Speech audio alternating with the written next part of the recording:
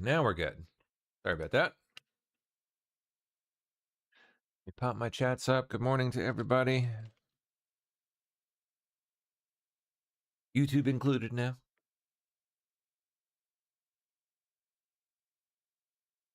Morning D Live.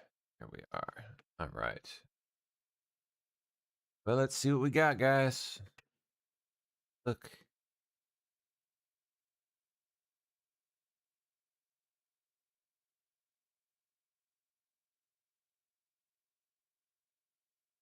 Yay.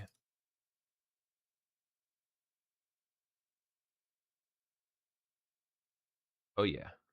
We got plenty to get into already. Busy morning. Okay, there is first of the day. Oh, busy schedule. Look at that. Trump going to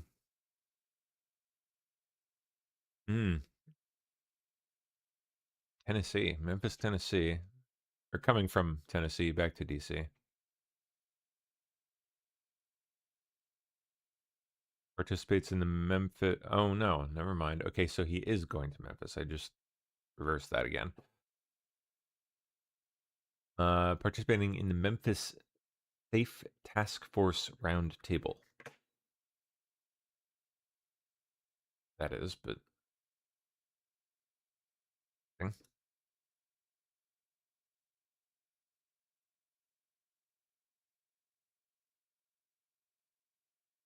pleased to report that the United States of America and the country of Iran, Trump says, have had over the last 2 days very good and productive conversations regarding a complete and total resolution of our hostilities in the Middle East.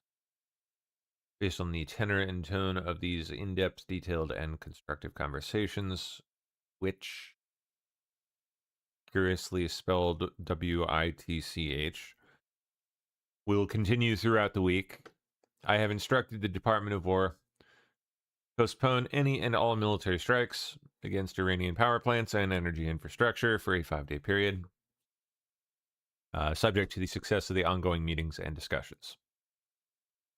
Thank you for your attention to this matter.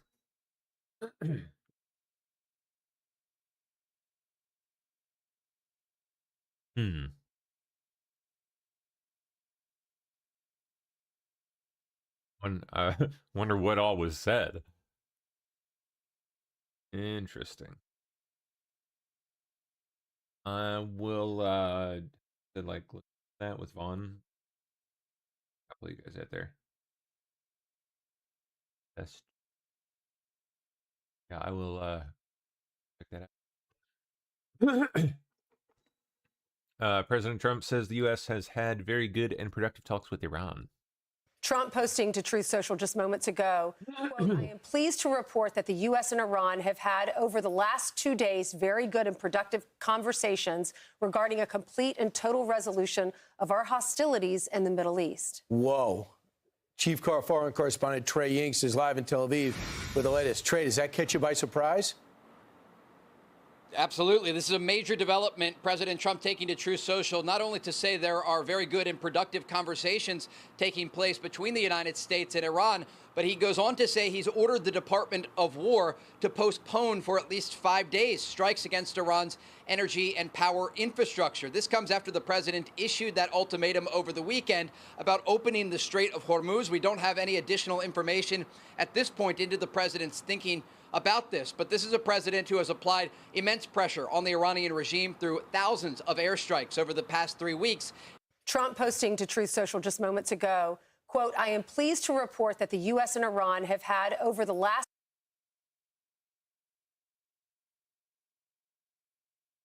Oh man, this one was nuts. What even happened with this? Anyone have any clue what happened here? Freaking Air Canada plane crashes into a fire truck or something? Somehow at LaGuardia? And fatal collision at New York's LaGuardia Airport. The front of an Air Canada regional jet mangled. The plane tilted up after it crashed with a Port Authority fire truck upon landing Sunday night just before 11:40 p.m., killing the pilot and co-pilot. Yeah, they ain't surviving that shit. Nope. That 41 passengers and crew were transported to the hospital. We understand that 32 have been released. but there are also serious injuries. Sadly, the 2 pilots are confirmed deceased, and notifications are being made by Air Canada's care team at this time. Air traffic controllers appearing to give a Truck 1 clearance to go. Truck 1 and Company, LaGuardia Tower requested to cross 4 at Delta. Truck 1 and Company, cross 4 at Delta. Truck 1 and Company crossing 4 at Delta. Before then issuing this command. Stop, stop, stop, stop, Truck 1, stop, stop, stop. Emergency Wow. crews swarming to the scene, helping passengers evacuate the damaged jet. The aircraft, operated by Air Boy, someone at air traffic control is about to be out of a job. Big time. They're fucked. Probably more than that.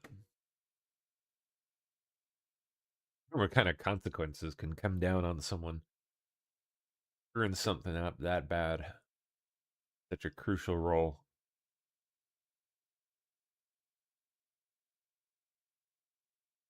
Excuse me. Holy smokes, President Trump just declared the only acceptable DHS funding deal is one that includes the passage of the SAVE Act. What is it that you're doing to make sure that those same people who have registered to vote don't show up on Election Day in November or on a primary election day earlier in the year to cast votes in connection with federal elections? In a handful of those states, I believe it's 3 or 4 states and the District of Columbia, at a minimum, have legalized non-citizen voting within their states within some local elections.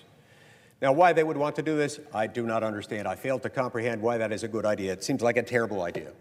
But no federal statute prohibits it. Nothing in the U.S. Constitution prohibits it, insofar as we're talking about a state or a local office and a state or a local election for a state or local office. So assuming state law allows it and their state constitution doesn't prohibit it, states are allowed to do this. But once they do it, it creates a problem. And it creates a strong inference, a strong presumption of an ongoing, much bigger problem. Because if you are one of those states that allows voters to register to vote and then cast votes in some local elections, that means they have a voter registration file. Questions have been asked by federal authorities of the state elections officials in those states. What is it that you're doing to make sure that those same people who have registered to vote don't show up on Election Day in November or on a primary election day earlier in the year to cast votes in connection with federal elections? They've been asked that question and they refuse to answer. Now, just think about that for a moment. That's pretty chilling. No matter how many non-citizen registration files might be found in those states, one can imagine a scenario in which it could and would make the difference. We can all think of elections, including federal elections that many of us are familiar with, that have been decided sometimes on the basis of a few thousand votes, or a few hundred votes, or even a few dozen votes. It does happen. Oh, yeah. All right, Democrats absolutely furious. What else is new? Nationwide, after learning President Trump and Tom Homan are deploying ICE agents to 14-plus airports in the morning because, well, you know, everything's a total train wreck. Across the country starting tomorrow. Or plane wreck. It's all part of an effort to ease long TSA lines as more and more Department of Homeland Security employees call out of work due to missed paychecks. Some security lines have seen wait times of 2 to 3 hours due to those short staffing areas. And then Mr. Trump says the agents will also arrest undocumented immigrants. This all stems from Congress's failure to fund DHS, which ran out of money more than a month ago. Border Czar Tom Homan will head that operation up. He says ICE agents will cover airport exits and entry points and then check IDs so TSA officers can focus on screenings. It's unclear how many agents will be involved. And lawmakers hope funding gets passed before Congress begins April break. As of right now, though, there are pretty few signs an agreement will be reached soon. I'm Ashley Strohmeyer, and back to life reports across the country starting tomorrow. It's all part of an effort to ease long TSA lines. Okay.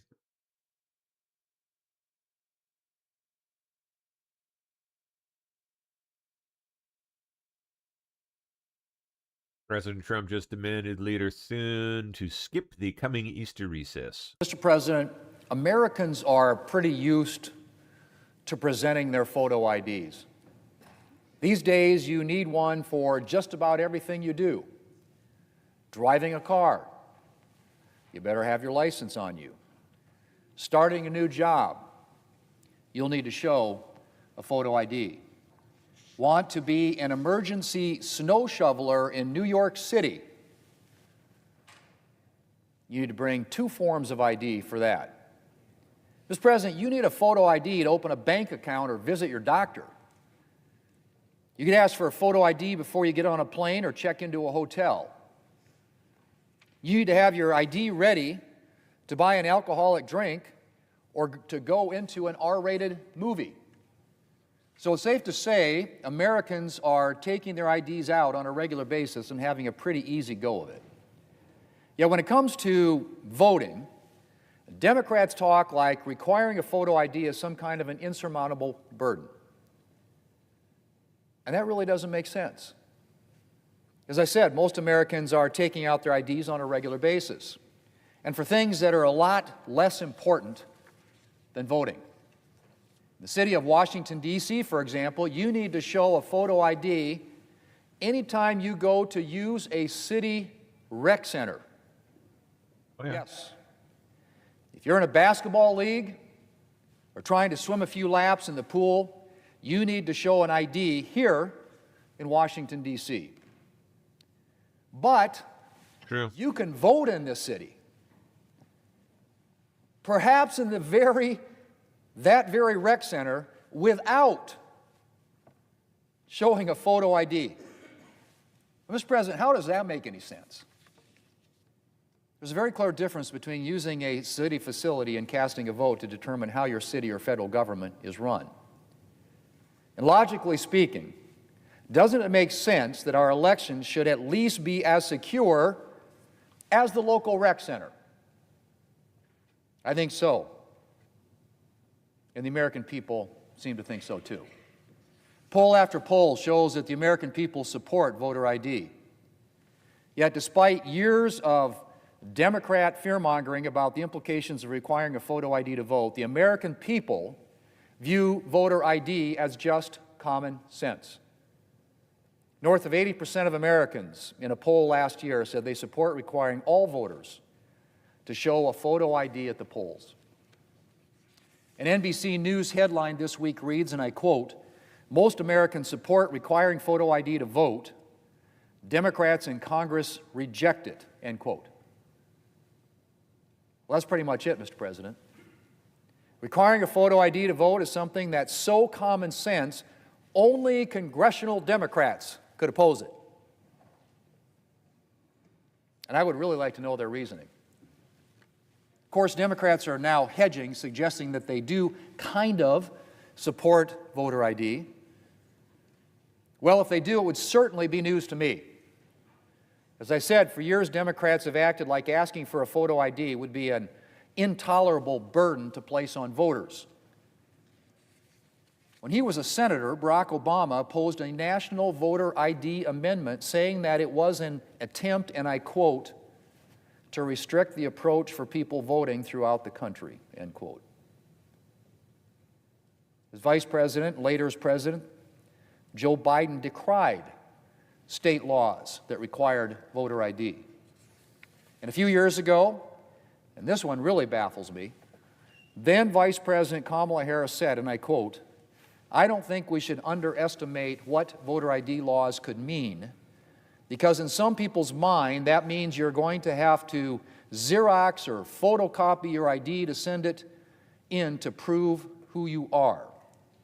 Well, there are a whole lot of people, especially people who live in rural communities, who don't. There's no Kinkos, there's no Office Max near them, end quote. That was from then Vice President Kamala Harris. Well, Mr. President, I spent a good amount of time in rural South Dakota. And I'm happy to share that people in rural areas do in fact have photo IDs and regularly use them.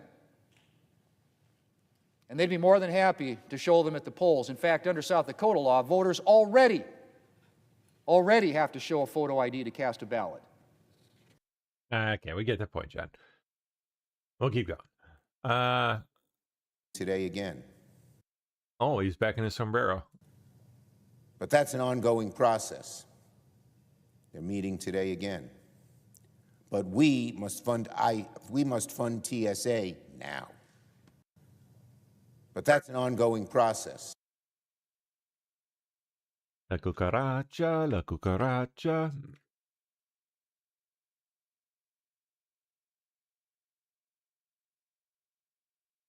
The Columbus statue installed on the White House grounds early Sunday morning. This was placed in response to the statue of him that was toppled in Baltimore by rioting leftists back in 2020. Nice. John A. Pica, president of the Italian-American Organizations United, a Baltimore group that owns the statue, expressed his gratitude for the historic statue's installment. We're very happy to see the statue in a place where it can peacefully glow and be protected. Nice statue. Very nice.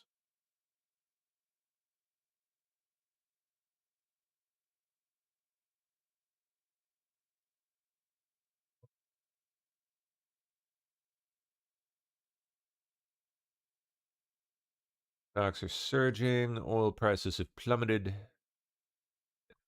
461 after President Trump posted on Truth Social that the U.S. and Iran have had positive talks over the last 2 days, very good and productive conversations regarding a complete and total resolution of our hostilities in the Middle East. Based on the tenor and tone of these in-depth, detailed, and constructive conversations, the president says, which will continue throughout the week, I have instructed the Department of War to postpone any and all military strikes against Iranian power plants and energy infrastructure for a 5-day period, subject to the success of the ongoing meetings and discussions. The president put that post out literally about 15 minutes ago, and as soon as that post hit, markets went from down 800 to up at its high 1,100 on the Dow Industrials. Similarly, oil prices have also reversed course. Earlier, oil prices were up, and now oil prices are trading down in the double digits. Okay.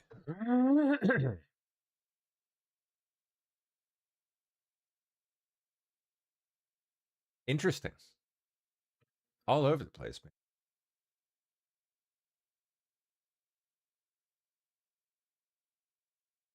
We're still, oh yeah.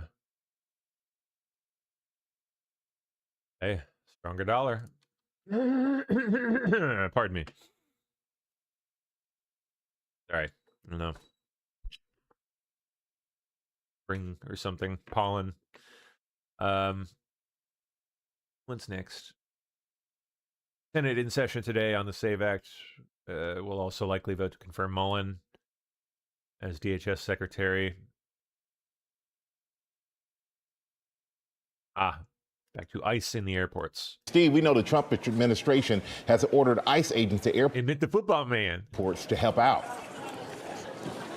That's right, Michael. We have seen those agents here. I've talked with a couple people who work at the airport this morning who say that they saw a busload of federal agents arrive this morning. They are helping with crowd control. You can see that. It's not clear if they're able to do anything to help move passengers through these long lines, some of the longest lines passengers here have ever seen. Some of the longest and most frustrating security lines travelers have ever seen are getting longer this morning at some of America's biggest airports. There's priorities, and this is one of them. This is crazy. To help, the Trump administration says it's sending in hundreds of ICE agents. We're simply there to help TSA do their job in areas that don't need their specialized expertise, such as, screening through the X-ray machine. Not training that, we won't do that. The president is blaming Democrats for not funding the Department of Homeland Security, saying on Monday ICE will be going to airports to help our wonderful TSA agents who have stayed on the job. But Democrats have offered to pay TSA officers in every part of Homeland Security except for ICE and Border Control, and Republicans are rejecting that deal. The president of the union that represents TSA workers says in a statement that putting ICE at airports won't help, writing that putting untrained personnel at security checkpoints does not fill a gap, it creates one. Without a paycheck, TSA... As opposed to what? The trained personnel, TSA, who basically don't even really do anything. They just kind of like pretend to so they can get paid. Are making it. That's the culture at TSA. All too often, I think. I mean, anyone that waltzed into an airport over the past decade has probably seen it. We've all heard the stories about all the shit that makes it through TSA on a daily basis. Guns, explosives, poisons, dangerous biological materials of various kinds. I don't even know what else. And meet by calling out and working other jobs. Both of Houston's airports are seeing nearly half their staffs call out. New Orleans, Atlanta, and JFK, all more than 30%. Those call-outs are leading to painful scenes like these. This is crazy. Long lines in New Orleans stretching deep into parking garages. Maybe 2 hours, you kind of lose track. And this was the line in Atlanta. Travelers reporting wait times of 153 minutes. It was massive. I've never seen anything like it. Katrina Terrell got to the airport 3 hours early for her flight out of Atlanta, but couldn't make it through this winding TSA line in time and missed her flight. Our flight was at 11:10. However, when it started getting to 10:45, I said, oh, we're not going to make this flight. It was something that I've never seen before, and I hope I don't see it again. At Houston's Bush Intercontinental Airport, those wait times shot up to nearly 4 hours Sunday. The nation's 60,000 TSA workers haven't received a full paycheck since the partial government shutdown began 38 days ago. They'll get another $0 paycheck at the end of this week. So how, of course, do you learn how long these lines are if you're not here? That's really difficult right now. The websites that give you that information aren't always trustable. There are frequent flyer groups that people belong to where there are people who are members of those groups on Facebook, for example, giving real-time information and photos. That's helpful. I will tell you the TSA app, that app currently is saying that the wait time here is only 15 to 30 minutes here in Atlanta, which is absolutely not true. But at the top of it, you'll see this little red notice that sort of tells you that this isn't being updated. The best advice for anyone, Robin, of course, is to get here hours ahead, especially if you're flying in peak times. That's when it's the worst. That is.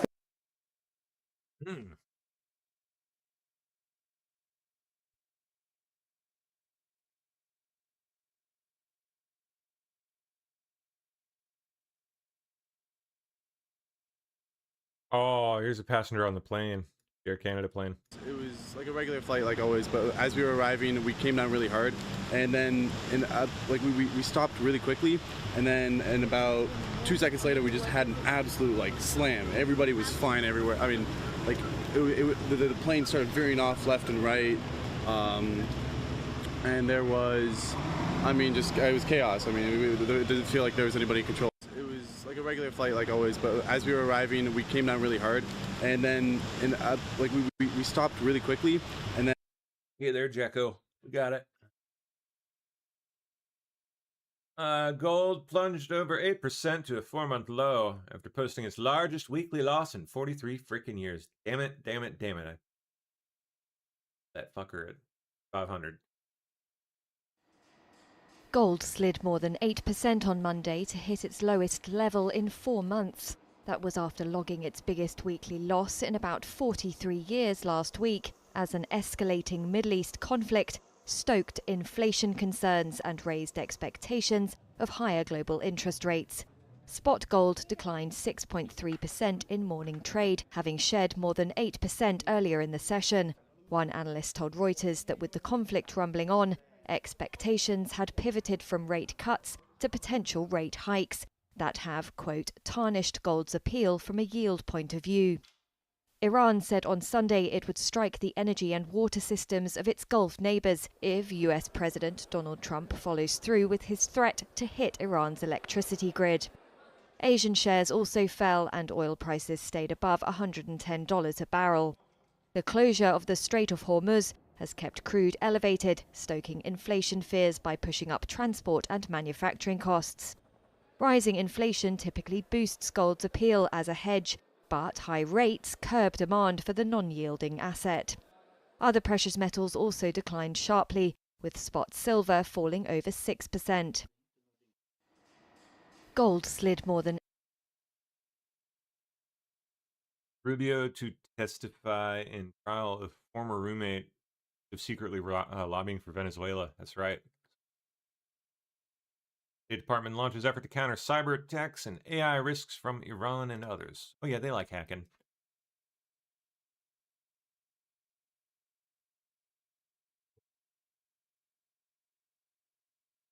America's Arsenal of Tomorrow. Divergent 3D prints cruise book. Oh, well. Hey, Walt. Finished missiles, including parts from other contractors, run only 200,000 to 500,000. That's not bad for a freaking missile. Yeah, when the competitors run 2 to 6 million per, that's damn good. Damn good. It's amazing.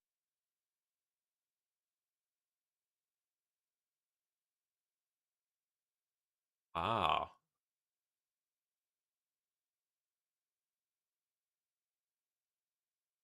Intel board to probe if spy agencies withheld China election secret over politics. Of course they did. Of course they did.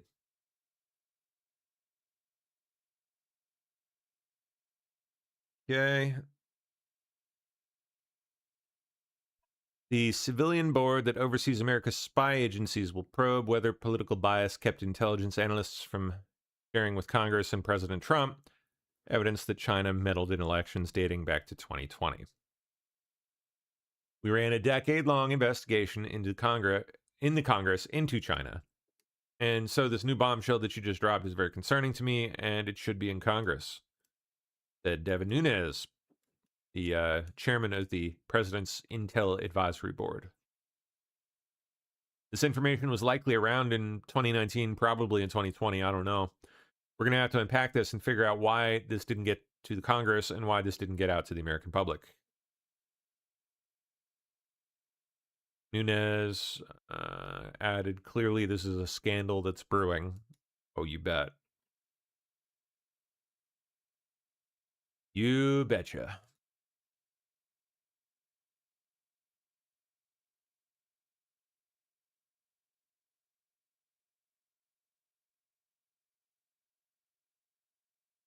Head of the EPA, Lee Zeldin, says the Biden admin spent 160 mil.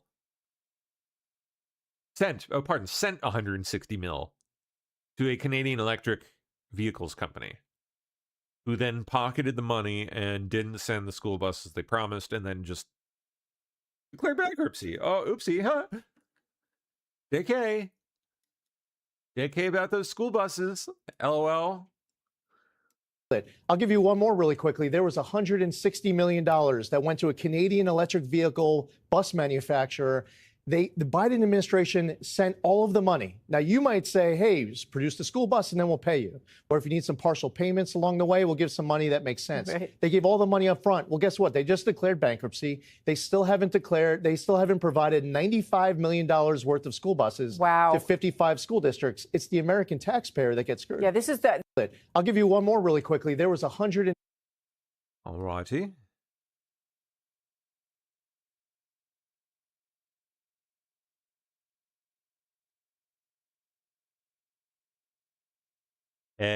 Fentanyl found inside Barbies sold at Missouri discount store. Yeah, that's right. That China factory making your Barbie dolls, it also makes fentanyl.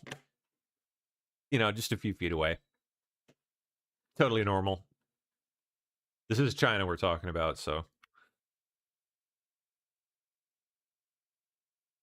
Yeah, suspicious powder substance in the packaging of a Barbie doll. Fentanyl.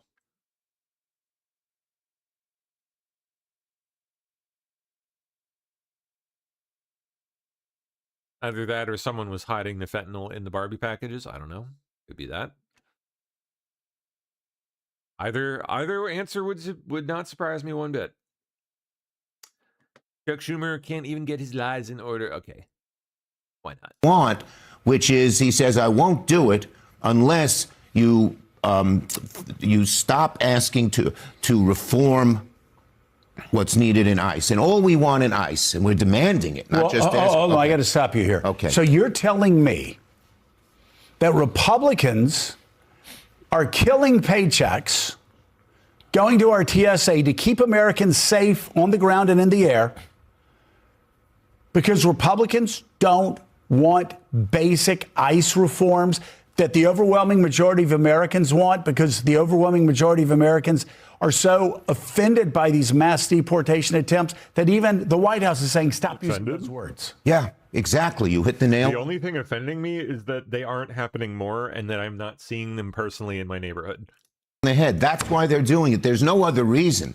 And we're not asking for the sun, the moon, and the stars. Just pay them. We are asking, we say, pay these guys, and we can negotiate whatever you want on. We're not going to give in on fundamental things that every police department does. Identity. No, police don't wear masks. They don't wear them in Johnson's district in conservative Louisiana. And warrants. When you bust in someone's door, you've always had in the Constitution since 1789, you need a warrant. You're saying, had to think about that one there for a second, did you? Get something that no Americans want, which is, he says, I won't do it unless you you stop asking to reform what's needed in ICE. And all we want in ICE, and we're demanding it, not just hold on, I got to stop you here. Okay. So you're telling me that Republicans Iran issues a statement denying President Trump's post, which claimed the U.S. and Iran have had productive conversations to end the Iran war. No telling what the deal with that is. Posturing. Public posturing. Team week. Et cetera, et cetera. They do that. This is absolutely insane. 7:04 a.m. Eastern Time. President Trump said U.S. and Iran have had productive discussions to end the Iran war. 6 minutes later, the S&P 500 surged 240 points, adding $2 trillion in market cap. 27 minutes later, Iran completely denied all of President Trump's claims and said there has been no contact with the U.S. By 8 a.m., the S&P 500 had fallen 120 points, erasing $1 trillion in market cap. Yeah, that is pretty wild. A $3 trillion swing in market cap in 56 minutes. Just in the S&P 500. What is happening here is a very good question. What's the deal? What is it? What is it with Iran?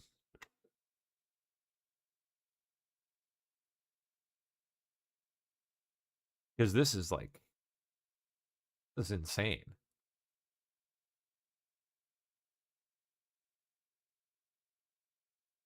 OpenAI has hired Dave Dugan, former top exec and ad exec at Meta, to lead ad sales as the AI startup works to strengthen its ties with major advertisers.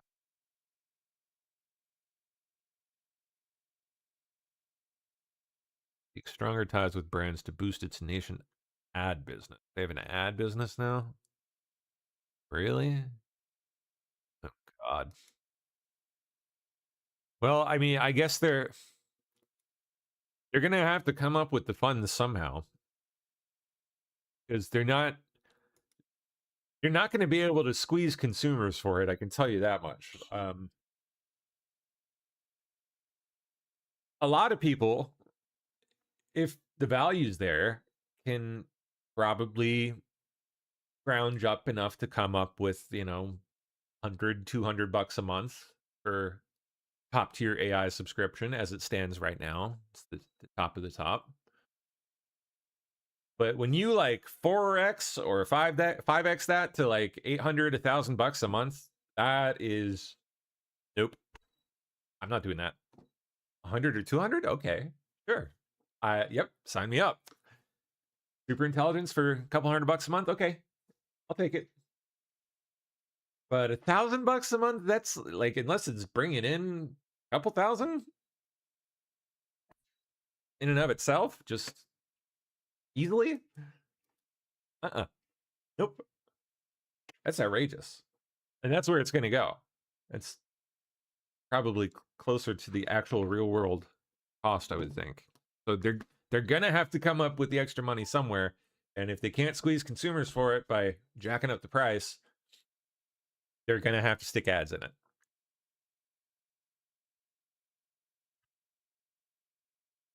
Unfortunate, but guess I got to do it somehow. It's begun. Federal agents arrested an illegal alien in San Francisco this morning, while rabid Democrats lost their minds, demanding agents' names and badge numbers. Okay. In San Francisco, in the airport. What's your name? Can show the badge. Where's a badge? Nice. Where's your badge? Can someone call 911? Okay. Where's your badge? Can I see? Let me see your badge. Okay. No, can I see your badge? I don't know if that's legitimate. Can I see your badge number, sir? What is your name? What is your name? Where's your badge number?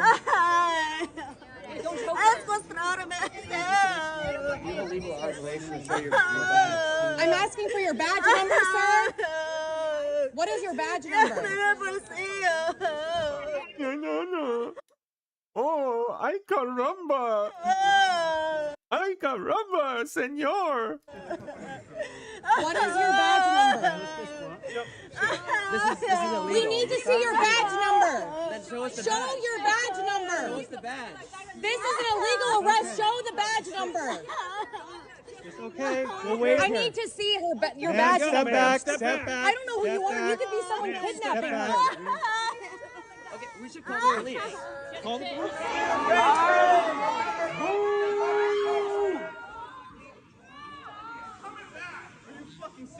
When the pound swings back, it's gonna swing back fucking hard. $1 before you go.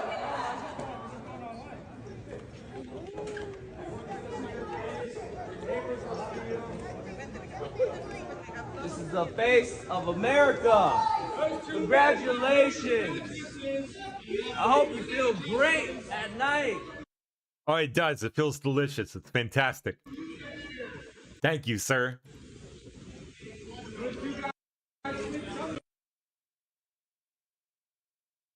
Okay. Oop. Minnesota House Fraud Committee. Oh, that's right. They're doing that thing. Yeah. Expected to discuss the millions in cash leaving the Minneapolis-St. Paul International Airport. Oh, that's right. Yeah, they had like the freaking cases full of shitloads of money. Like way more than you're supposed to be flying with. Hundreds of thousands of dollars, millions of dollars. I forget the exact total. Oh, this is live right now. And in that report, it says We'll just listen in for a minute.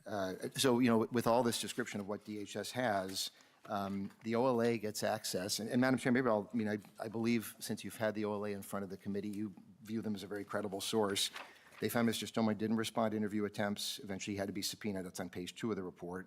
They asked for evidence. He didn't provide it, page 22 of the report. And so when they dug into this, and these are all everything from before 2019, all that he's described, unable to substantiate, that was page 5 of the report. His allegations misleading, page 5. False and unfair, page 28. Said that he was not forced to resign, page 5. And so I guess I'm confused that we're hearing about allegations that were reviewed by the gold standard, our Office of Legislative Auditor, and found that these allegations could not be substantiated. There's no evidence. They dug into the material in DHS's files that are being referenced. So I guess I'm a little confused about sort of what we're doing. Idea. Seems they're the boring part. All right.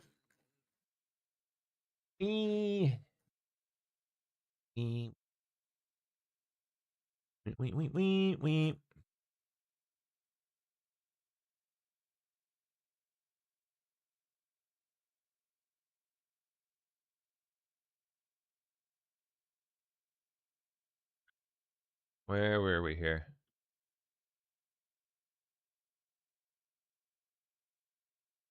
That.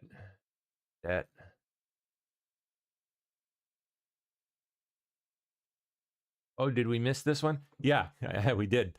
Mark Zuckerberg is building a CEO agent to help him do his job.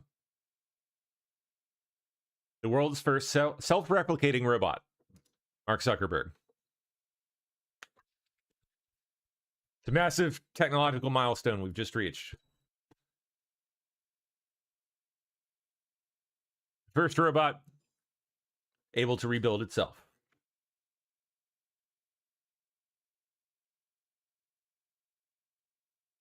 Troubling link revealed mystery of missing dead U.S. scientist. More connections with this guy? Heard about the lady. Oh, boo! There we go. Retired General McCaslin and NASA aerospace engineer Monica Jacinto Riza were both major figures at the Air Force Research Laboratory. She disappeared like 8 months ago. He disappeared a month or so ago. Definitely a bit odd. Sounds like there might be some other connections too. Maybe another person. McCaslin's name became associated with UFO topics after the 2016 WikiLeaks release of emails from Podesta, Hillary Clinton, Hillary Clinton's campaign chairman. In the emails, Tom DeLonge, founder of Blink-182 and the UFO-focused To the Stars Academy, referenced McCaslin multiple times, claiming he had advised him on disclosure matters and helped assemble an advisory team. Weird.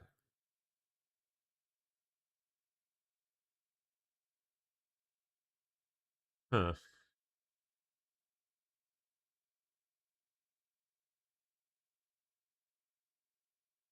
Leonid Radvinsky, the reclusive billionaire owner of adult content platform OnlyFans, has died of cancer. He was 43. You can't make this shit up. You can't do it.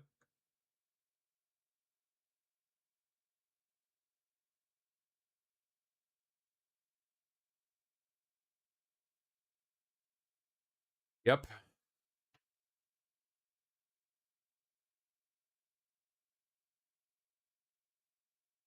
ICE agents arriving at Atlanta to assist unpaid TSA. Rent due to the have called out sick. Many are unable to pay for their cars, gas, childcare, or rent due to the shutdown. It's making it so they can't even afford to come to work right now, which of course they haven't been getting paid for more than a month. That's why President Trump decided to send hundreds of ICE officers into the airports that are greatly impacted, like here in Atlanta. Mayor Andre Dickens says those officers are meant to help with crowd control and line management. They are not supposed to conduct any immigration enforcement. We have seen a handful of them already here this morning. And travelers we spoke to say they feel for the TSA agents, but they also feel like this is even worse than they were expecting.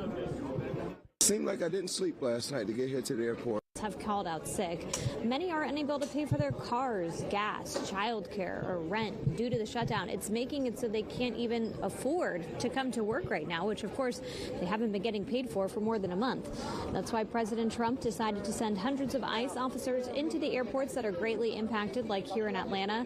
Mayor Andre Dickens says those officers are meant to help with crowd control and line management. They are not supposed to conduct any immigration enforcement. We have seen a handful of them already here this morning. And travelers we spoke to say they feel for the TSA agents, but they also feel like this is even worse than they were expecting. It seemed like I didn't sleep last night to get here to the airport. Have called.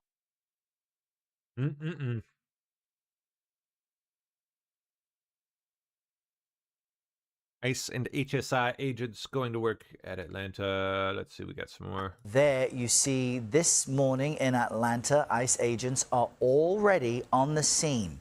Our team on the ground says they've seen a handful of agents doing crowd control and one officer inside the checkpoint, but not doing any security screening.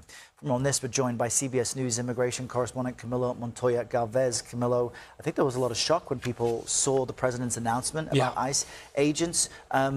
What does this policy really do? Do we know? It's a good question. Good morning, Errol. So ICE, we are told by Homeland Security sources, started scrambling over the weekend when the president issued this directive. We now understand that the ICE agent role at airports will be somewhat limited in scope. According to Border Czar Tom Homan, they will provide security at airport exit and entry points and potentially also check the IDs of passengers and travelers, not necessarily screen and vet them or to operate the screening machines. That is an effort, according to Homan, to free up TSA agents so they can focus on screening and vetting passengers. This is what he said over the weekend, Tom Homan. My opinion is that we concentrate on airports where the longest waits are. We prioritize those. The large airports where there's a long wait, like 3 hours. I think we got to prioritize what we do like we do everything else. We're simply there to help TSA do their job in areas that don't need their specialized expertise. But Errol, even if the work of ICE is limited in scope and nature, this assignment will likely still be polarizing as the agency, as you know, has become deeply controversial, especially under the second Trump administration, which has instructed ICE to go on large-scale operations across the country to identify people who are suspected of being here illegally. Yeah, you can imagine how worried some people may be about this. You mentioned that ICE will not be doing immigration enforcement while at the airports. Is that a stated fact, and do we expect that to really be the case? Well, that is still unclear, actually, because Tom Homan and other administration officials say that the main objective here is to free up TSA agents and to cut down on the long lines at security checkpoints by, again, helping with security. But ICE agents have the legal power to arrest anyone they suspect is here illegally, and that does not stop at an airport. In fact, Tom Homan says that ICE routinely arrests people at airports based on immigration concerns. So that is still a possibility, but it's not supposed to be their main line of work here in this operation specifically.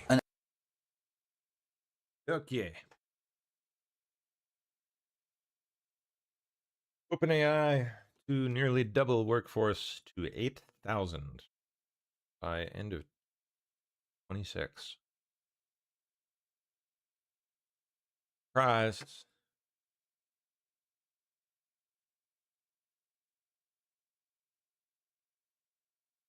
Interesting. Yeah, they're trying to hire big right now. Got competitions going, kinds of stuff.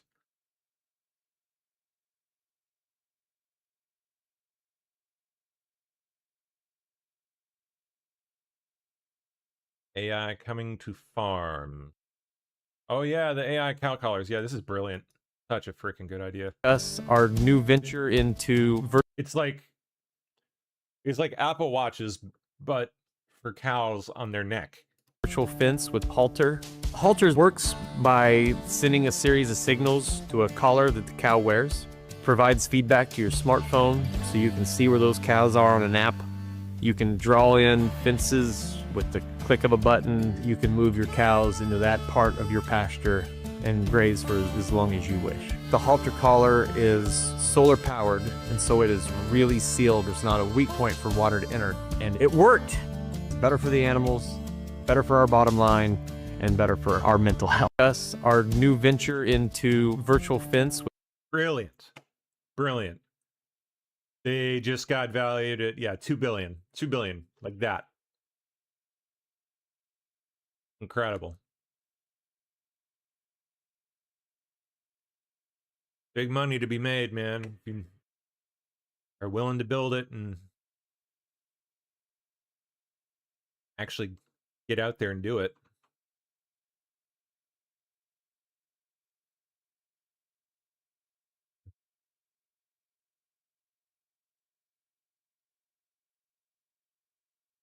Okay, Palantir recently unveiled its new Maven smart system. Yeah, this is their government AI. An AI-powered central brain for modern warfare that pulls in massive amounts of data from satellites, drones, and intel feeds, then uses AI to identify targets by monitoring movement and behavior patterns. Imagine this kind of technology in the hands of a government that doesn't want you leaving your designated 15-minute district. Yeah. This is Maven Smart System. Palantir's software as a service product that we are deploying across the entire department. As you can see, it's not just one data feed, it's multiple. And instead of having... Here's a great example of a digital twin, which I mentioned to you guys the other day. 8 or 9 systems for those decision makers to look at every single day in order for them to make decisions, you then fuse it into a single visualization tool. The single visualization tool allows you to select, deselect different types of data, look at different approaches to data, but more importantly, action from the same system that you're trying to develop your workflows around. Wow. Once you have a detection that you want to actually move into a targeting workflow, for example, this is what we do. Left click, right click, left click, magically, it becomes a detection. That detection then gets moved into a workflow. This is standard digitized workflow, but I want to walk you through it quickly. You have different types of targets that are identified on the left there. Every single column produces a different type of decision-making process. Nice looking software too. Once you have that decision and you're trying to actually action that process, doesn't look like garbage. It looks like it has actual thought put into it. We now move into COA generation, course of action generation, where we are automatically, via a number of factors, trying to identify what the best asset to prosecute a target looks like. Once we've got the different approaches, when we select one, we then can move directly into how do we action that target. So we've gone from identifying the target to now coming up with a course of action to now actioning that target, all from one system. This is revolutionary. We were having this done in about 8 or 9 systems where humans were literally moving detections left and right in order to get to our desired end state, in this case, actually closing a kill chain. All right, I got it. What's in here?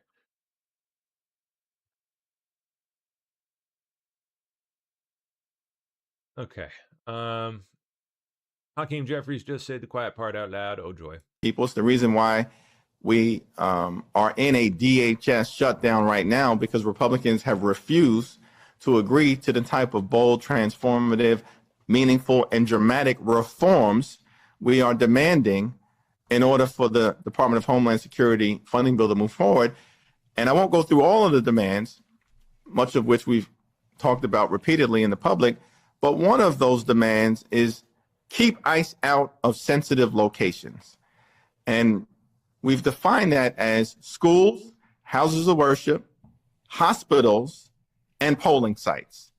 We want an explicit prohibition that ICE can go nowhere near any polling sites in the United States of America. It's one of our people. It's the reason why we are in a DHS shutdown right now, because Republicans have refused to agree to the type of bold, transformative, meaningful, and dramatic reforms we are demanding in order for the Department of Homeland Security funding bill to move forward.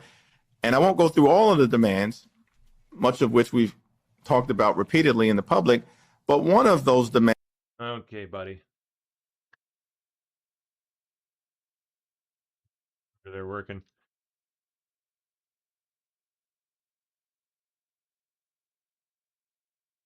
All right, back on screen share. My bad.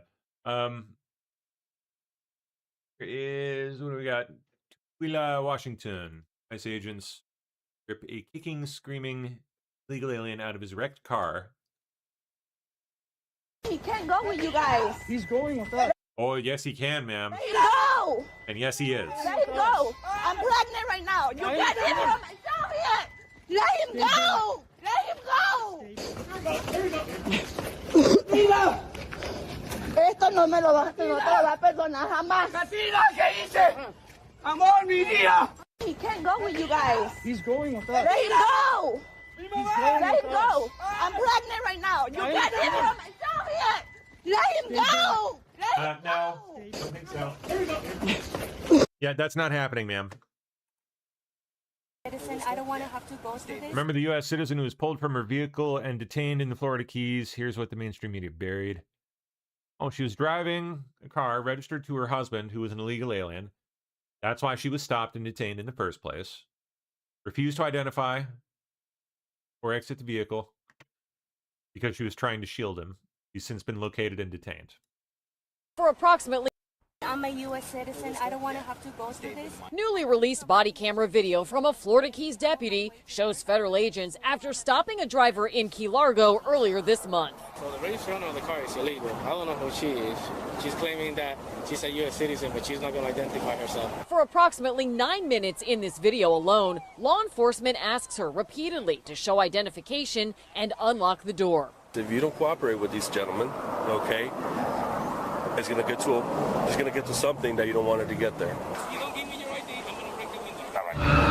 Eventually, they pull the woman from her car. This cell phone video making national headlines. U.S. Border Patrol agents say this traffic stop was part of ongoing enforcement operations nabbing criminals. They say the woman's car registration came back to a man in the country illegally, which is why they pulled her over. I'm just driving on my way to work. She spoke to us on the phone the day after the incident and also sent a lengthy statement reading in part, "My body began shaking and I went into severe anxiety and possibly a panic attack, genuinely afraid for my safety." She was never arrested and let go after it was deemed she is a U.S. citizen. And you saw in the video that she is wearing scrubs. She tells us that she's a behavioral health specialist right here in the Florida Keys. And we're told that that car that she was driving belonged to her husband, who had been arrested on immigration-related charges last month.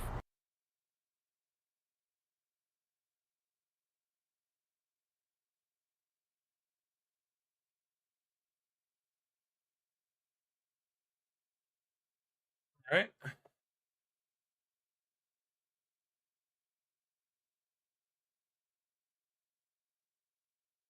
S agents surging into another airport, now spotted in Newark, New Jersey. Heck yeah.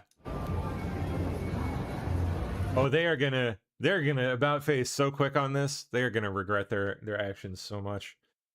The Democrats, I mean, like they're gonna realize their mistake real quick.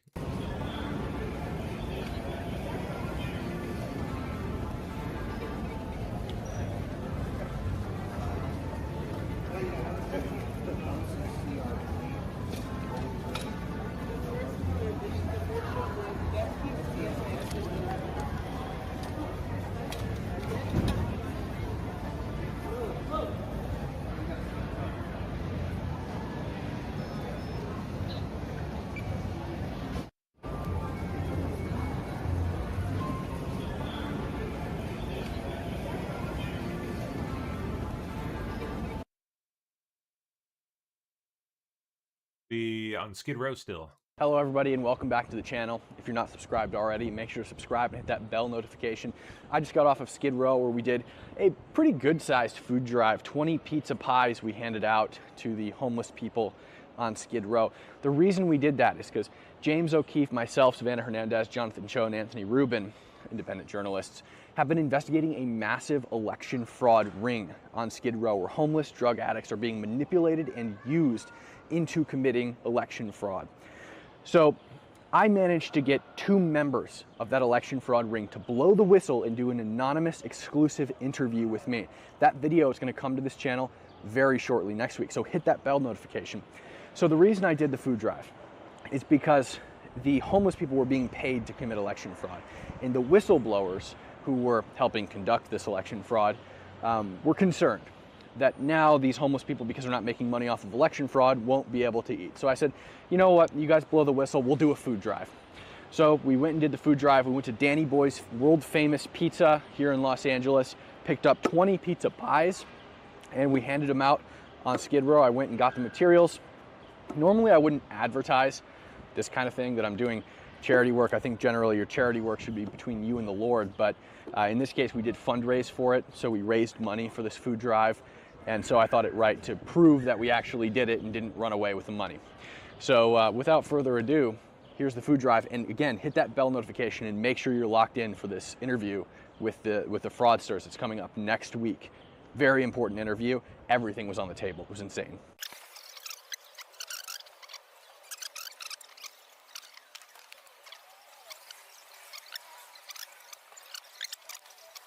Okay.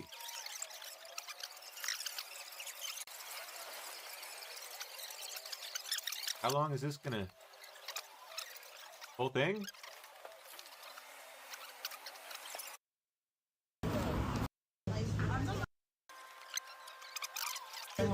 Okay. A piece of pizza? Yeah. Enjoy, my friend. Is it okay if I like take out some clothes and see if anybody needs it? If you have extra clothes, sure. Yeah.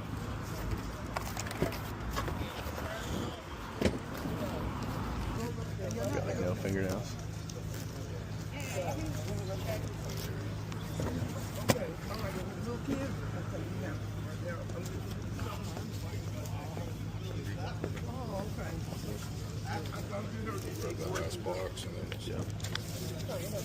Pizza looks pretty dang good. Piece of pizza? There you go. Enjoy. Crushed pepper? What's that?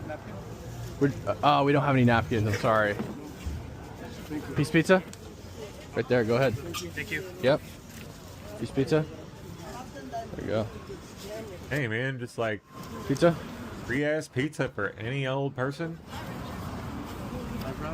That shit is making me hungry, dude.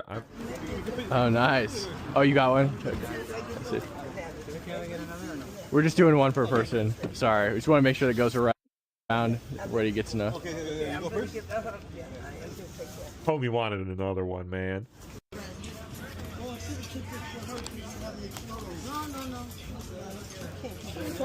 You want... What's that? Piece of pizza? Yeah.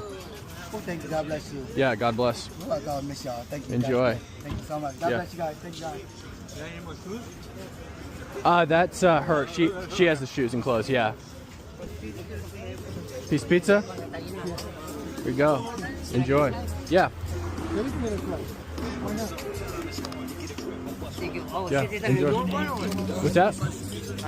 Yeah, I think we've got another. We got one last box. More box. Yeah, you bet. Piece of pizza? Yeah. Enjoy. Piece of pizza? Dude, that shit looks so good, man. I'm hungry. I want breakfast pizza. My wife is pregnant. She's on the corner. Can I grab her? Pregnant? You said she's pregnant? Yeah. I kid you guys not. My cousin need to verify. Hey, bro, she pregnant. Just give me another piece of that pizza, man. Come on, man. I need another slice, man. I need it for my pregnant. She right over there. I'll give you one. But this is the last pizza, so okay. Oh, you meant for... No, man, she's so pregnant she can't walk. It says his wife is pregnant. She sent me over. Piece of pizza? All right. These are the last couple slices, so. 2 plates. Got just one, but we got more. That guy really wanted that pizza, dude. Lying on it. How he got some pregnant girl over there who just desperately needs a slice. Give me a break, buddy.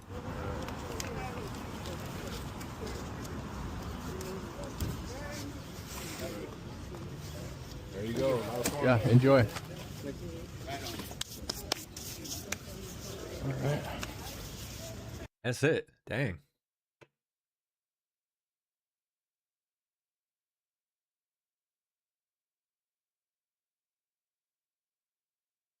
Pledged last year. Is this?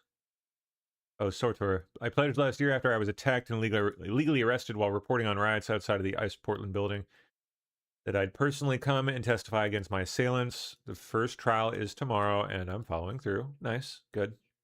All right, guys, we are back. My legal team, Angus Lee Law Firm, and I are pushing hard to make sure that those attacking journalists for doing our jobs are held accountable. Nice. Back out here outside the famous ICE facility here in Portland, Oregon. It's already been leaked, so we're just going to come out and go public with it. I made a promise last year after I was assaulted in the street out here and unjustly arrested, illegally arrested, that I was going to personally come out and testify against each and every person that touched me that night while I was out here reporting on the riots outside of ICE Portland. And now we're back. I'm back here. We're going to be doing this tomorrow, and we're going to try and see if there is a possibility of justice being served in Portland, Oregon. So stay tuned. Appreciate everybody's support, and I'll update you tomorrow. All right, guys.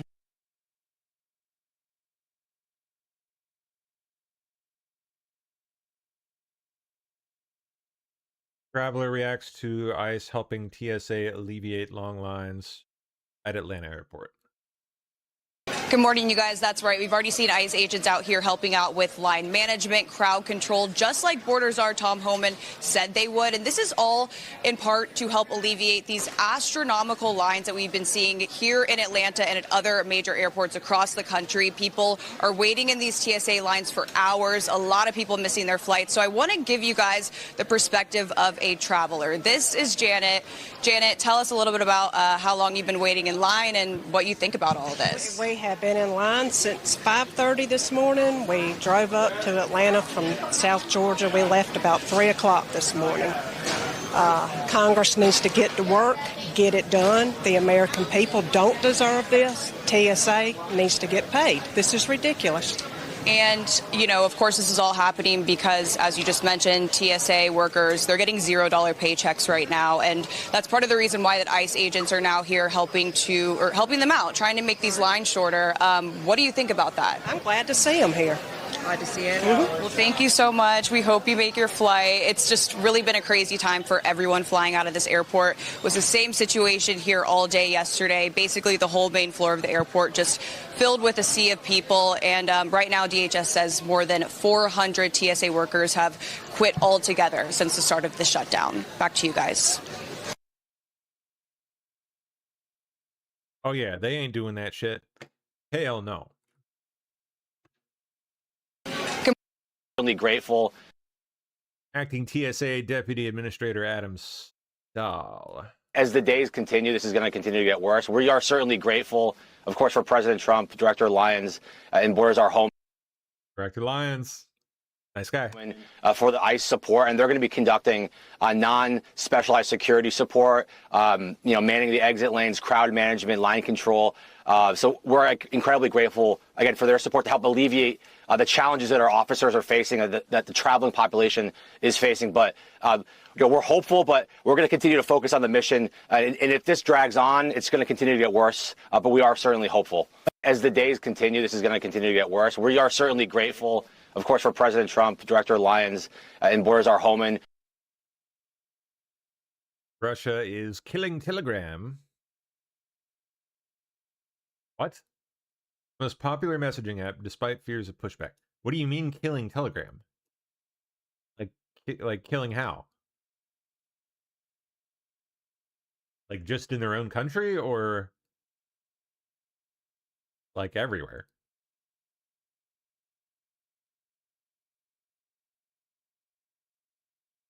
Okay, so just for Russia. All right, yeah.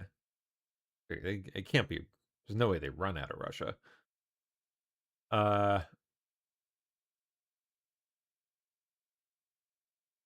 Okay. App is woven into the daily existence of those who support and oppose the government alike. Yeah, it's massively popular over there. Kremlin is instead pushing people to its new national messenger, Max. Something under their control, which many fear could be used to surveil them, as part of a deepening crackdown on freedom since the invasion of Ukraine. Those fears have been amplified by a wave of mobile internet outages, including recent disruptions in Moscow. Authorities have justified as necessary for security. For months, Russians have complained that Telegram was working slower and more sporadically, and this week users began reporting a major slowdown. Criminal throttling of Telegram.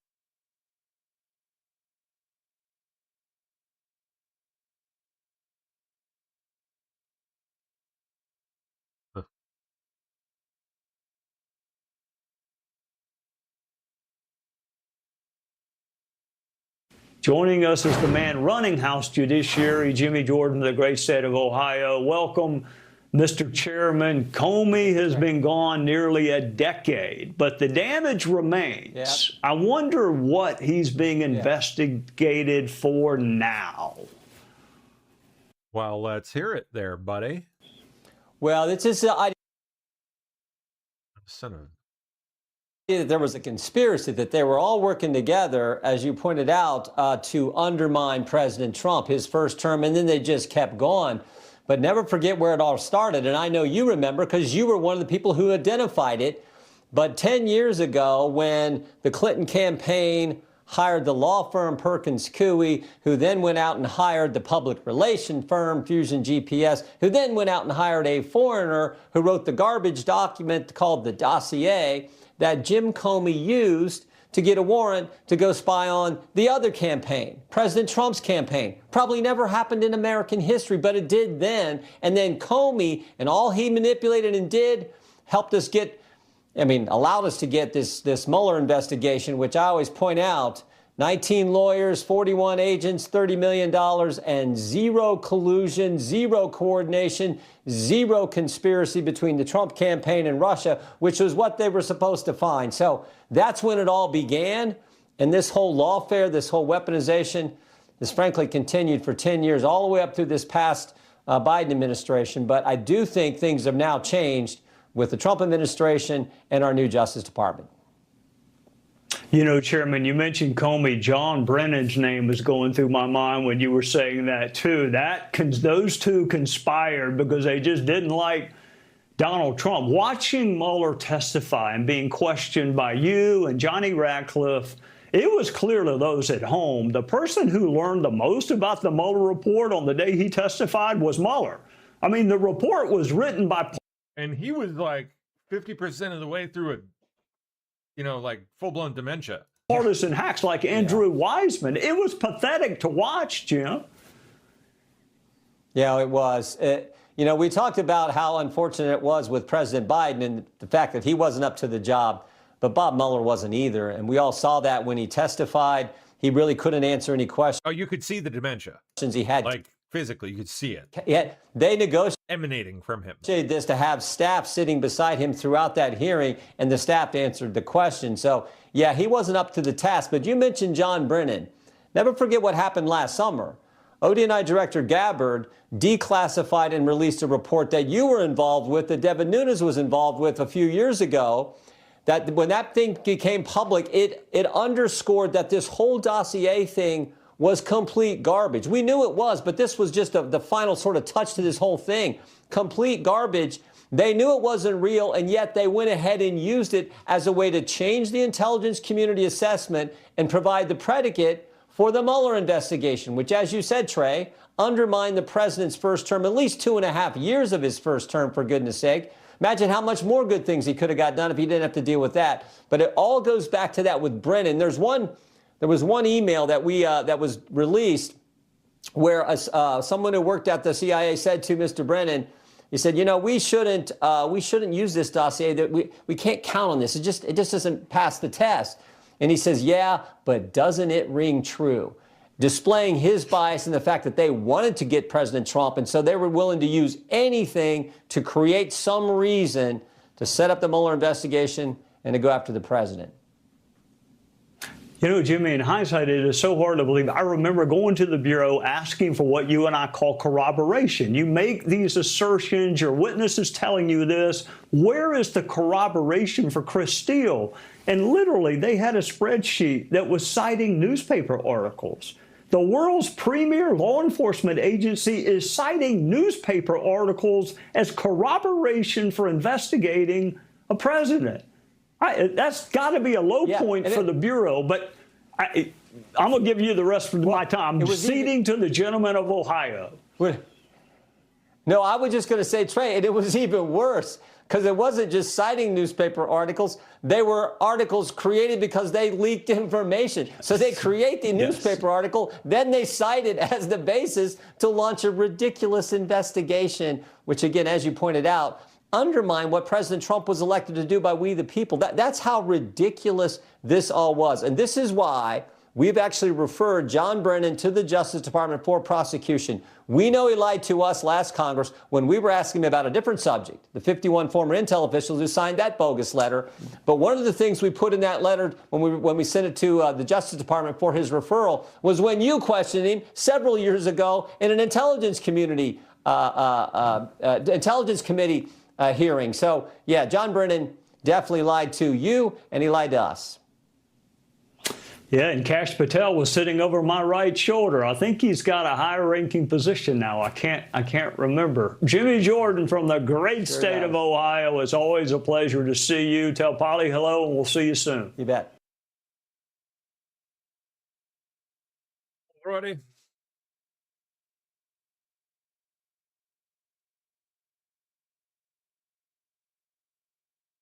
Look at this. Excuse me. Korea Advanced Institute of Science and Technology is making waves with its latest humanoid robot, the KAIST Humanoid V0.7. Next year, this year is going to be the year of agentic AI, as you were already seeing unfold. But watch, next year is going to be robotics. Maybe 2028. Might take a couple years. That's going to be the next one. And it's going to move fast. I mean, look at that.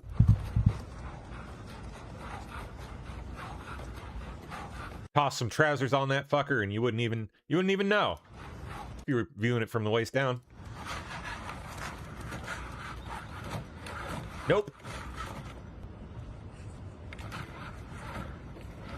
Indistinguishable movement from a human. That's incredible.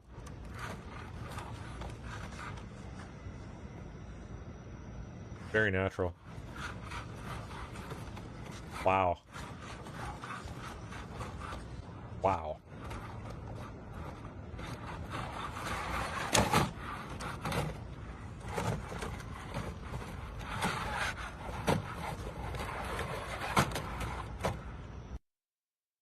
Interesting how they have the it looks like big counterweights up here to like keep the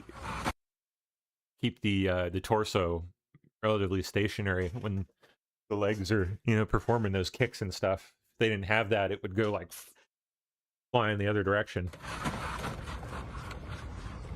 It's really neat. Oh my god, it fucking moonwalks!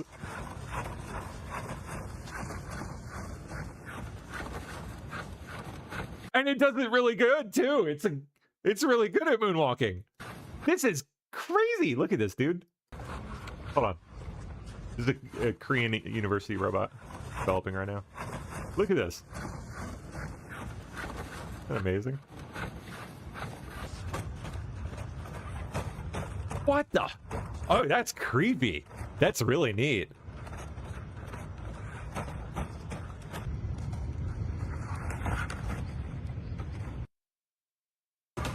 A terribly powerful kick, but it looks every bit like a human's doing it. Very natural, fluid motion. Wow.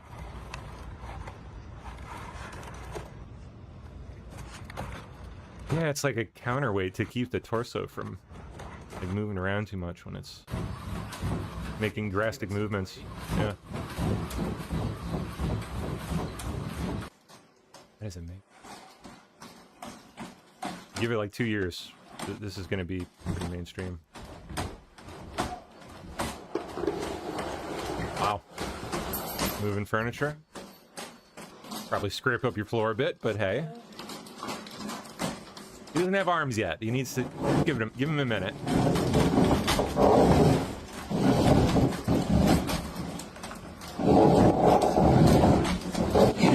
That's the sound of those nice hardwood floors of yours getting completely demolished by your brand new $30,000 robot.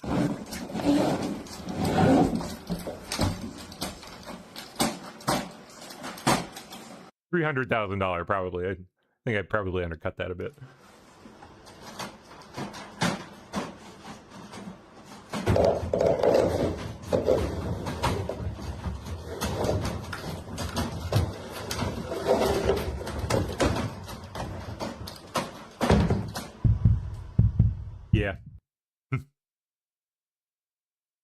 I wouldn't worry too much about this thing replacing you.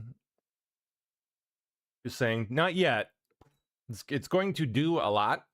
Obviously, that opens up a lot of possibilities for certain less complex, pretty repeatable tasks. They just hearing loads or something and following you somewhere. I wouldn't worry terribly much about it taking jobs. It's just gonna make in my opinion, at this point, it's just gonna enable people to do a lot more. Like we are going to, as a civilization, build a lot faster than we ever thought we could. Don't get me wrong, I'm sure people will lose employment, but more will pop up in other places. Always does. Always how it's been. Truly hope that this is not different. I don't think it will be, though. I think there's definitely a lot to be worried about with this. A lot to be scared of. I don't want to undersell that, but I don't think people are going to be like just in the breadlines, just losing jobs with no hope of ever gaining one back. I don't think it's going to be like that at all.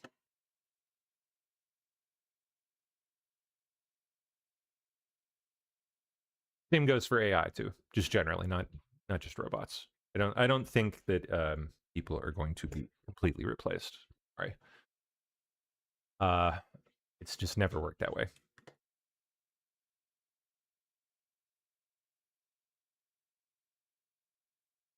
Big proponent of ICE wearing masks as they search for and are forced to deal with hardened criminals, many of whom were let into our country by sleepy Joe Biden and his wonderful border czar.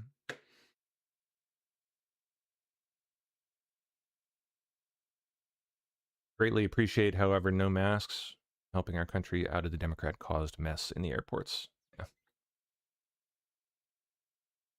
A meteor tore. The crazy thing about this is that this is the second time in less than a week a meteor tore through the skies over our country, this one creating quite a distraction at a Little League baseball game. This morning, a different kind of fastball stealing the show at a Texas Little League game. This bright object is a meteor. Dashcam footage capturing the fiery meteor as it lit up the Texas sky on Saturday. Whoa. According to NASA, the 3-foot wide, 1-ton space rock traveled into the atmosphere, traveling at 35,000 miles per hour before disintegrating north of Houston. Welfare check. Purpose to something falling through reporter's roof, through the attic and falling into reporter's daughter's room. Looks like a large rock. That rock plummeting through the roof of Sherry James' 2-story home. There's a hole in the ceiling, a big dent in the floor, and there's a big rock on the floor. And it just scared me to death. Sherry hopes to keep the fragment after she authenticates it with NASA. That's wild. More meteorite falls over time, and if you are lucky enough to see one like the one that just happened, that's pretty cool. It is pretty cool. Sherry, It's pretty nuts.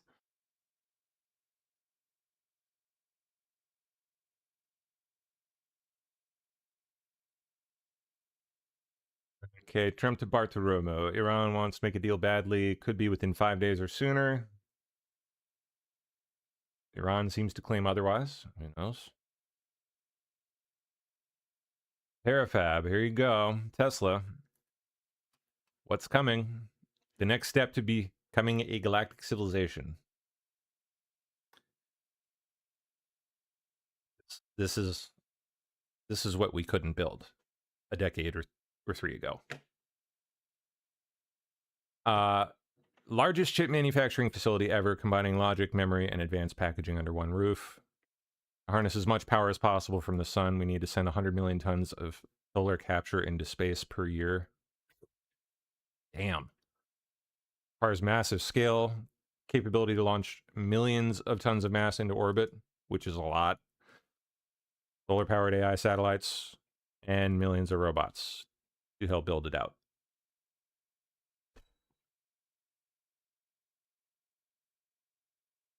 All of these need chips, 100 to 200 gigawatts of chips for Optimus alone, plus terawatts for solar-powered AI satellites. More than all the chip manufacturers in the world combined can provide today. Or even by 2030, based on projected growth.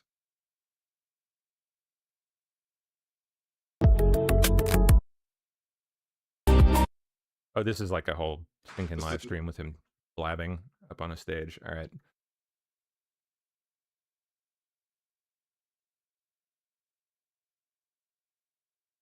Where'd that moon thing go? Show me that freaking beast. Mass drivers. Yeah.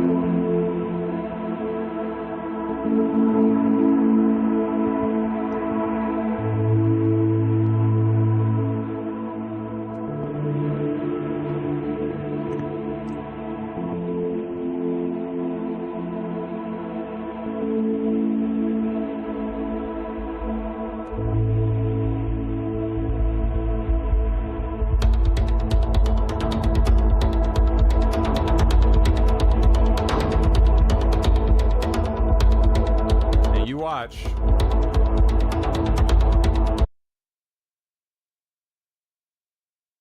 The most premium use cases are where most of this tech is going to get dumped right off the bat. There's another reason why, in my opinion, you're probably not going to see people get replaced by robots anytime soon. Because it is all of it going to go towards the absolute highest value use possible, which is, in this case, the one where humans can't really make a viable case because, you know, we can't breathe in space.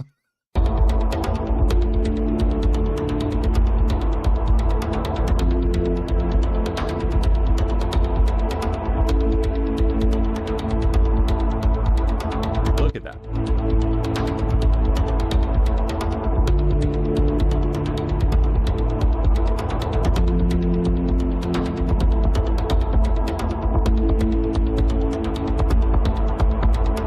Giant, like multi-hundred-mile long electromagnetic launch system.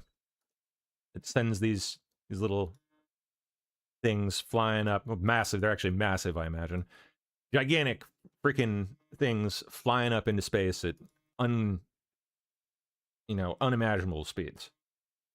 Amazing.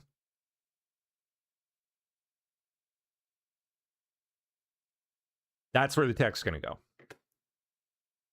Space mining, building out space infrastructure.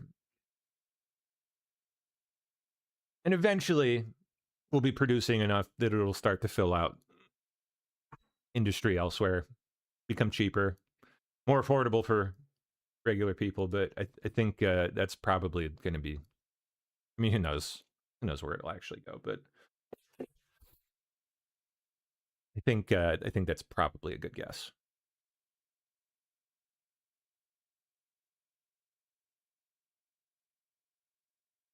It's going to be where the money is.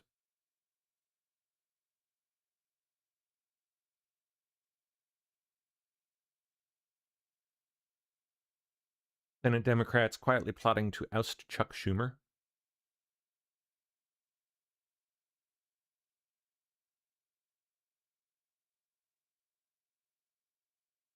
Interesting. You want one of the young bucks in there.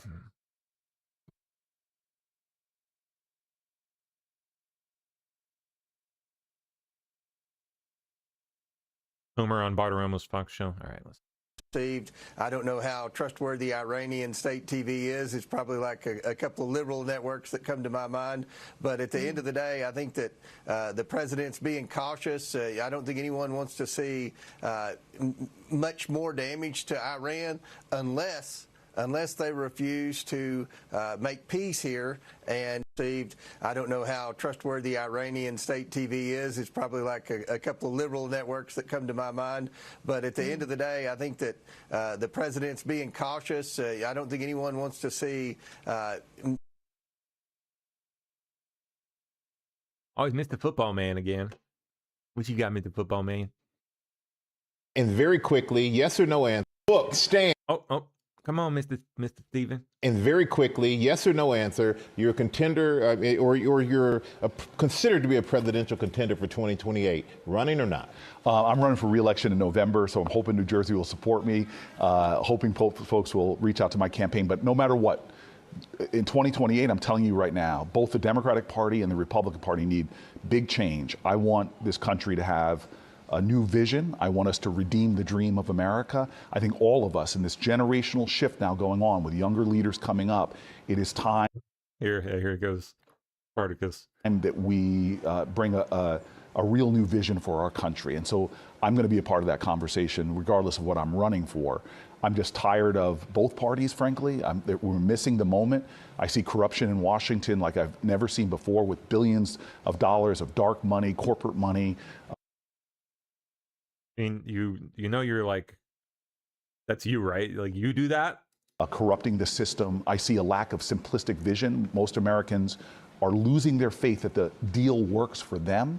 They're working harder than their parents, making less, can't afford rent, mortgage, providing for their kids, and God, healthcare costs and other costs are skyrocketing. It is time that we renew America again and make the best of who we are really present in our politics, which I think right now has been devoid of a lot of hope and a lot of promise for Americans who are losing faith. So I take that. Yeah. Yes, Cory Booker. Thank you so much. We appreciate you being. How's your wife? Thank you for not bringing up my most embarrassing I'm not sports going to moment. talk about how you hit me with a golf ball back. Jeez. Trump reveals negotiations are happening with Iran with Steve Witkoff and Kushner just last night. Ongoing. I said, how much longer will this conflict go on? He said the talks, I said 5 days to halt or postpone strikes on the electrical infrastructure. It could happen sooner, he said, but I have put down 5 days. I asked him what his reaction is to Iranian state television saying that there are no talks, and he said he's not sure what they are referring to because the most recent talks happened, in fact, last night with Steve Witkoff and Jared Kushner and their counterparts. When I asked about the Iranian TV saying that no talks have happened, he said it's hard to get any information there because of the U.S. is blowing up so much of their infrastructure. So again, he and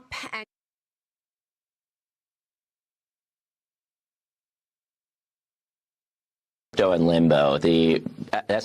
For far too long, the prior administration left crypto in limbo. The SEC under Gary Gensler, led by enforcement, drove many of these crypto firms offshore, and this was really a tactic to create confusion as to what's a security and what's not under our regulatory framework and discourage creators, innovators, builders from developing their businesses here on shore. And so Chairman Atkins and I now have developed a new interpretation that will provide clarity once and for all as to what's a security and what's not, what's within the SEC's framework, what's within the CFTC's framework, and what types of offerings and sales of crypto assets implicate the securities laws. For far too long, the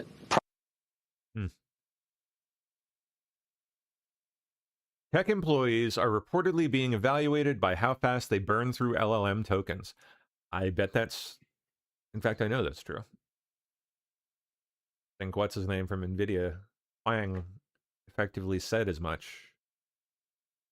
That he looks for employees who are spending at least half of their salary on token use, because it means that they're multiplying their effectiveness.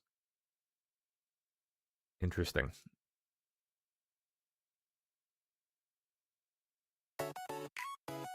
Oh, okay. It's just... According to a column by New York Times, Kevin Roos, employees at companies including Meta and OpenAI compete on internal leaderboards to show how many tokens each worker consumes. That's really interesting.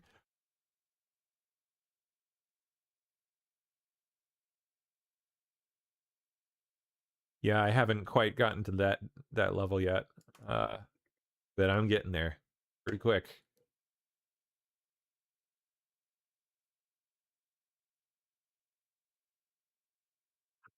What the frick?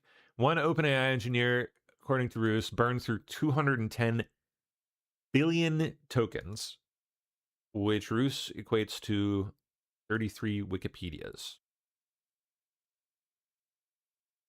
Wow. A Swedish software engineer claims to Roos that his company spends more than his own salary just on his Claude Code tokens alone. Man, oh man. Token maxing. Stems in part from the use of open clause, yep. Claude's virality was part of the big shift away from OpenAI's GPT models and towards Claude. Now back the other way.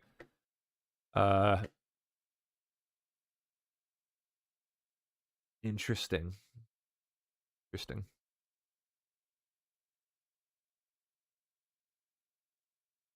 210 billion. Wonder what that comes out to in actual cost. It's roughly like, I think it's roughly like $20 per million for the top tier model at OpenAI. So that's a lot. It's nothing to sneeze at.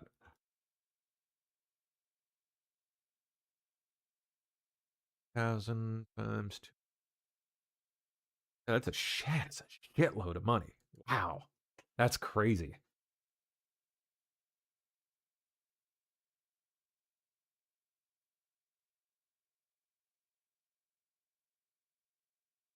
Consortium of the nation's top architectural and historic preservation groups is targeting President Trump's plans to temporarily close and extensively renovate the Kennedy Center. I don't know why. Why would you be against that? Especially these people.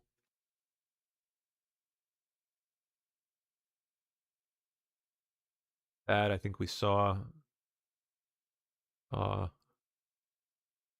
This weekend's warm weather pushed the Yoshino cherry trees to stage 5. Puffy white.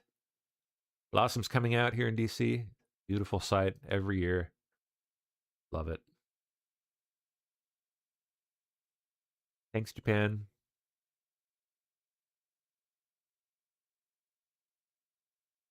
We homies.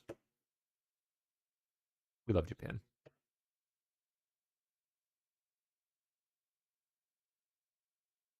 CNN has published a list of the 13 U.S. airports where ICE has been deployed as of this morning. Atlanta, Chicago, Cleveland, Houston, Fort Myers, New Orleans, New York, JFK, New York LaGuardia, Newark, Philadelphia, Phoenix, Pittsburgh, and San Juan, Puerto Rico.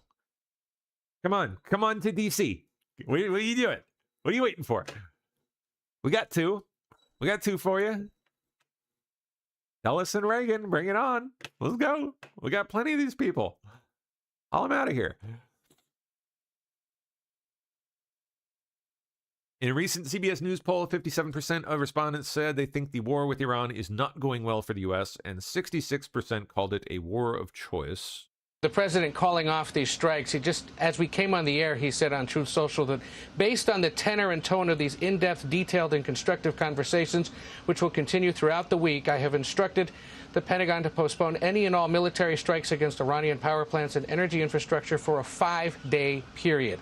That comes as we're hearing more from Americans about what they think of the war. In our latest poll, 57% think the war in Iran is going badly for the United States. 66% say it's a war of choice.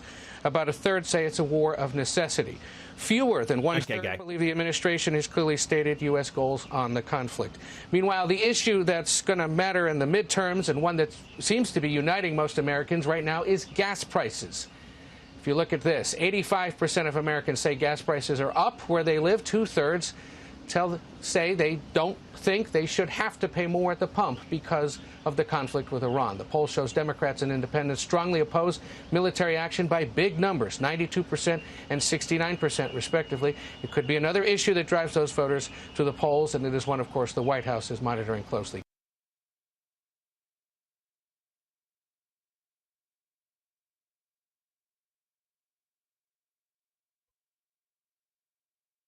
Good.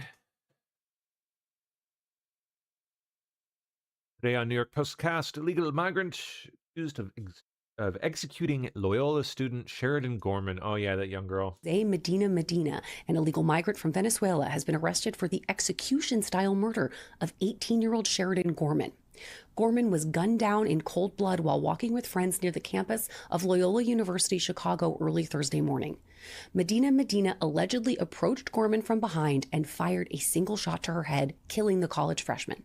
Now, the suspect was dressed in black and wore a mask, but surveillance cameras were able to track him back to an apartment building where internal cameras there captured his face. In 2023, Medina was caught and then released at the U.S. border under the Biden administration. A month later, he was busted for shoplifting at a Chicago Macy's and released under the city's sanctuary city laws. Gorman's family released a statement that reads in part, quote, "She was exactly where she should have been, close to campus, surrounded by friends, living her life. What happened to Sheridan cannot be reduced to the idea of someone being in the wrong place at the wrong time. This is the loss of a daughter, the loss of a sister. The loss of a future filled with milestones that will now never come." Ouchie. Communist billionaire Neville Singham to fly these Code Pink activists to Cuba. Ah, so that's who paid Medea's first-class ticket. Aw. How nice. How nice of him. I am helping to leave a gift and vision of humanidad. This is the mural. Oh, yeah? See? For humanity. And it's going to have little boats with notes in it of love. Oh my gosh. And it will, the words will go across all the way to the bird on the other side. There'll be fishes and sea life here. And What if these people don't want paint on their building? I'm just saying. What if they don't want it? From a poem with artists from all over the United States. I am helping. Unbelievable.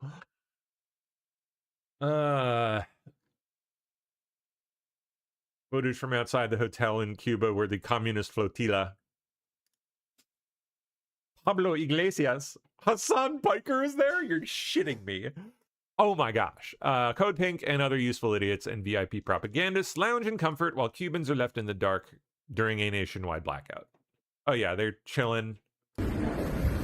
Enjoying the beach. Paradis. Oh, look at this. Oh my goodness. This is obscene.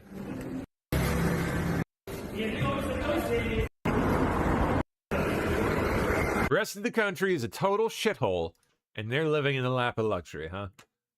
Down there painting murals on walls for people who might not even want them. Angry Cuban man goes to the hotel where the Code Pink communists are staying. They get to enjoy electricity thanks to a generator, but 99.9% of Cubans are without electricity tonight.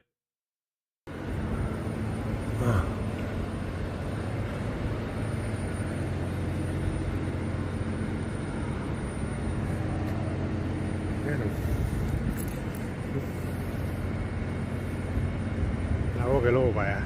¿Quién coge para allá?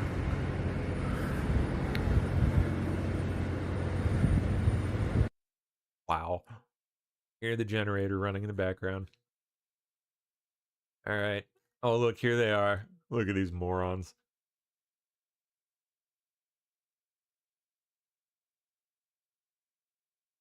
Okay. Well, here's a quite recent clip of Trump. Let's see. Last minute here. Immigrant that was let in under the On Iran. Let's see. From California, given that it'll take them weeks to arrive, is the intention to police the strait or take cars? What are you talking? Well, it's been reported that there are Marines that left California, left San Diego last week, at the end of the week. Why are they headed there now? Well, let me ask you this. If you were in my position and I asked you that question, do you really believe I'd give you that? It's a crazy question. Mr. President, we don't talk about strategy. Yeah? From California. I'm not a fan of the guy. if you look at, and Talking about Joe Kent. you never cover this, if you look at his truths or whatever he went on, if it's X or Truth, if you look at his truths or his statements, he was all for everything. All of a sudden, he wasn't. He was a man that I met at Dover. He came and his wife was killed. He remarried fairly quickly. His wife was killed, and I felt badly for him. He ran for Congress, he lost. He ran for Congress again, and he lost. I said, you know, he's a guy, nice guy, seemed like a very nice guy. I met him, he was pretty heartbroken, but I said, you know, it's a shame. He ran for Congress twice. Call him up, give him a job in the White House. Smart. They gave him a job in the White House, and this is what he does to me, you know? Being a nice guy doesn't pay off too much. Mr. President. Think of it. He loses twice in Congress, ran not very good campaigns, should have won, but he loses twice. How do I get him? I have my people call him, because I didn't deal with him for the most part. I saw him a couple of times, but I never dealt with him at all. I had no idea his ideology was left or right, whatever it is. I can say this. He said very strongly that Iran is not a threat. Iran's been a threat for 47 years, and there's not a country in the world that doesn't agree with me on that. So I take this guy, Joe Kent, who lost twice for Congress, pretty badly and tough, and was devastated, and I know that he lost his wife. So instead of letting him live out his life, I brilliantly have my people call him and offer him a job in security, essentially, in the White House. And what does he do? He goes out and he says that Iran is not a threat to get publicity. Now, he probably signed up with CNN or maybe signed up with your division of Newsmax. I don't know. Interesting. All right. Well, that's it. Call it quits there. Mr. Fedora's in. How you doing, man? What's up? I'm doing great. How about yourself? I'm doing quite good. Quite good. There we go. What's up? Yeah. Had a kind of a rough weekend at the beginning, but then I've got dental issues. Yeah. And I'll tell you what, they were really getting me back down, but I decided I was going to find the cure for it, and I did. 2 Nice. hours There you go. later, I was feeling much better. Good. And I think I'll hit on that right away, talking about that. But so, hey, you guys, you have a great day and get some work done. I hope I can get some work done here pretty soon. You know it, man. Yeah. Have a good show. Yeah. Take care. See ya. Hello, everyone. How you doing out there? Yeah. All right. That's it, everybody. I'm done. I'm out. I'm going to go work. Like the man said, I got stuff to get done. My stuff's awaiting me. My bot is waiting. So I'm off. Adios.